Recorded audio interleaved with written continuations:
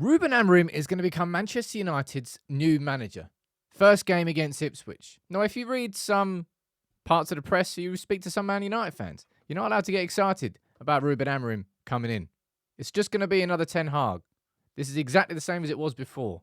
You are allowed to be excited about Amorim, and I want to explain in this video my own personal point of view as a United fan on why I was excited about Ten Hag coming in and why I feel those parameters have shifted a bit for when Amorim comes in and how their personalities and their characteristics line up differently. Give me 10 minutes of your time. I'll try and explain where I'm at. As I said, my own perspective. Please let me know what you think about this in the comments. But Amorim, all right? We now know that Manchester United are going to be announcing him as our new manager. Rude's got 3 more games. I'm excited to watch those.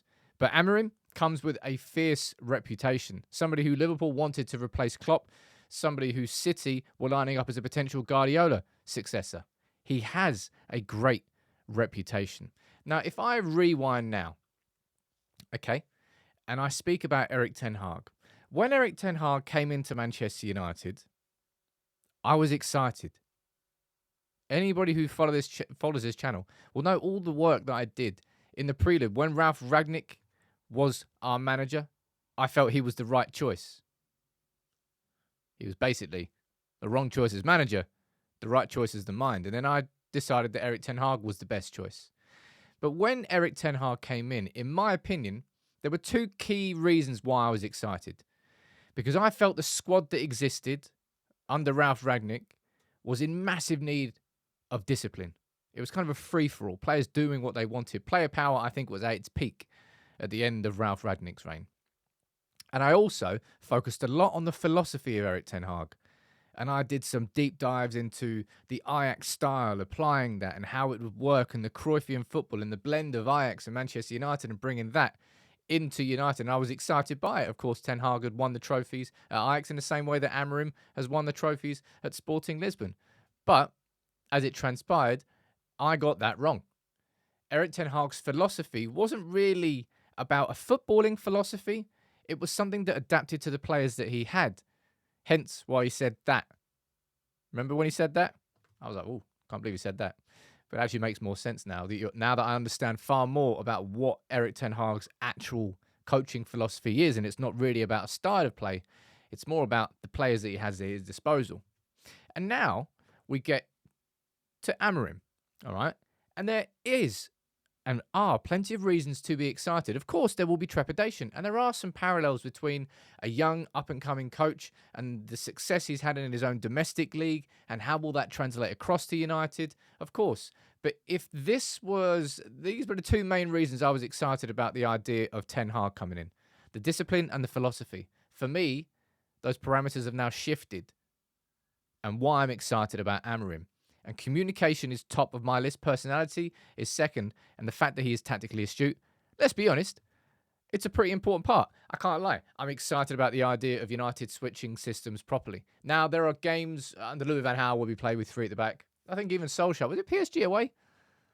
I think he played 3 at the back in that game as well. We've done it on occasions, but we basically had a 4-2-3-1 or a 4-3-3 in some form of an iteration for a long time. Minor tweaks. A whole shift to a new system is exciting. And let's see United play with a genuinely defensive line that high. Really compacting the pitch. And tactically, I am excited about what Amorim can do. But it's not the main reason why I'm excited. Now, I'm just going to pull up some examples here, and I'm actually going to focus on this concept a lot more in a deep dive that's going to be coming onto this channel. All right. But this is from David Heitner, Guardian's chief correspondent, speaking about his reputation. All right. Amorim has built that reputation on the back of his man management and ability to connect with players. His authority comes from the strength of personality and charisma and the simplicity of his messages too. This one I've highlighted in blue is a particularly important point. He has always said he does not want to overload the players with information. And when it comes to Erik Ten Hag, I always felt there was a disconnect with what was going on in training and what was happening on the pitch. Something that Benny McCarthy spoke about. Because in training, everybody was just world class elite. He goes, and it went to the pitch and it just didn't cross over. I've always felt that communication was part of that. And if you're going to focus on a real strength of Amorim, and it's not just one person saying it, and this is what I mean. All right, I'm going to show you another one. This is Tom Cundiff, who I ran through in a video early this week, speaking about how he's a brilliant communicator. Tom Cundiff has worked out in the Portuguese league for 5 years. Says down there, in 5 years as a coach, I cannot remember him ever criticizing any of his players in public, and I cannot recall one news story of an unhappy player. Amorim has control of that dressing room, control of those players, and bringing them on board. And it feels and it sounds like communication is such a key reason as to how he's able to do that. Some more examples here. It was his character, and this is from Sky Sports, by the way. It was his character and leadership that helped to turn things around so quickly in his first 2 jobs in management. There is a charisma to Amorim that shines through in one-on-one meetings with his players and the face he presents to world media.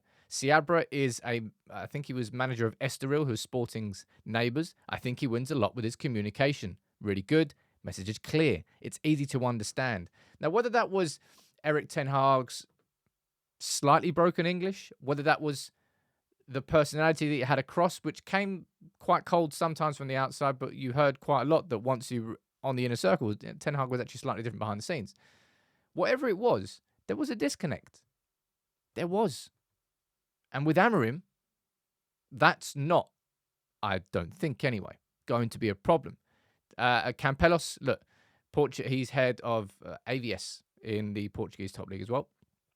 Positive mindset creates the connection between him and the players, and also with the president. This may well be, look, as I said, go back to why I was excited about Erik Ten Hag here. I was saying the discipline and the philosophy, those were the 2 things I was focusing on. And now that it's gone, Erik Ten Hag's reign is gone, I'm saying, well, actually, we're missing communication. We're missing a bit of personality. That might switch over time.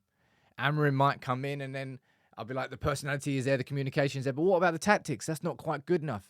And there will be questions asked about Ruben Amorim, and nobody is saying that he is a solution.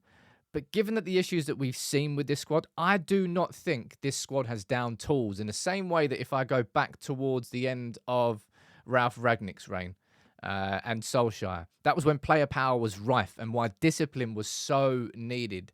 I don't think discipline is as big a problem right now. I think it's about the communication of whatever that philosophy is. Maybe it's a personality of bringing the players on board, and maybe Ten Hag was just unable to do that in the 3rd season. I think he was kind of undermined a little bit by Ineos as well with what they did, by speaking to about 6 managers behind his back for the FA Cup final. But Amorim, he's going to have the football structure in place from day one.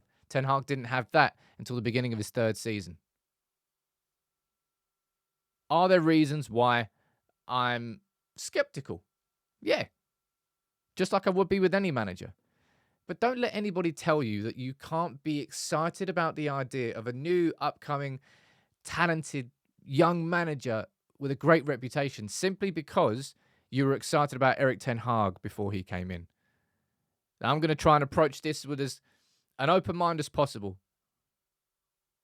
But yeah, I really want to know where you stand on this because no doubt some people will criticize me. Some people say I'm too positive. Is that a thing? I suppose it can be a thing in the same way you can be too negative. But I just find it weird that people tell you can't be excited about him because of what's happened with Ten Hag. There are differences to the situation, which I have tried to explain. But I want to know where you stand. Let me know in the comments.